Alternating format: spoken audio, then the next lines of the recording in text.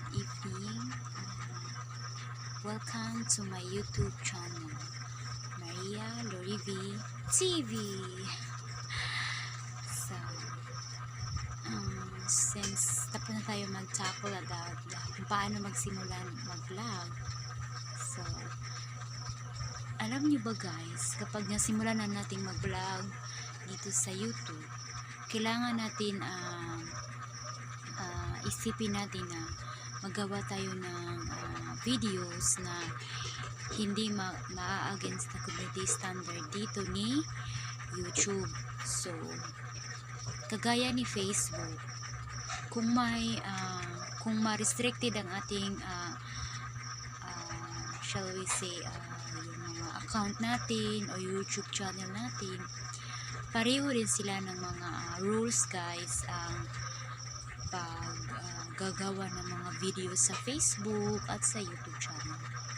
Alam nyo ba guys na ang pag-copyright ay isa siyang nilalabag ng rules ni Meta. Kung lagi kayong nag-upload ng mga videos na hindi naman original pero madaming mga views, so wala rin yan kwenta guys, dahil hindi rin tayo ma-monetize at mabigyan ng sahod or magka-income dyan, mabigyan ng ads guys. So sa mga lahat na makapanood dito, so kung balak ko talaga na magsimula na gumawa ng pagbablog dito sa YouTube or sa Facebook, magawa na lang kayo ng original video guys, kasi mas titignan ng mga tao ang original videos o copyright guys.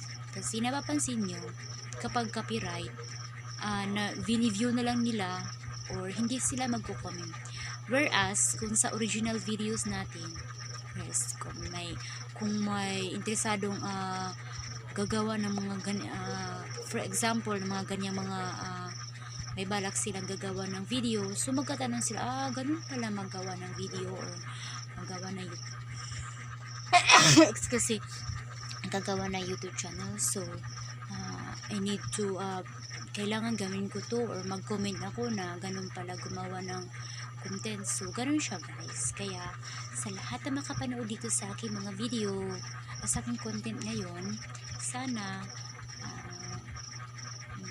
kung may plano kayo na gagawa ng pagbablog or pag-channel, simulan nyo na ngayon guys. Kasi kahit nasa bahay kayo o nasaan kayo guys, ang pagbablog guys ay nakakawala siya ng stress, ay nakakawala siya ng pagod, based on my experience guys.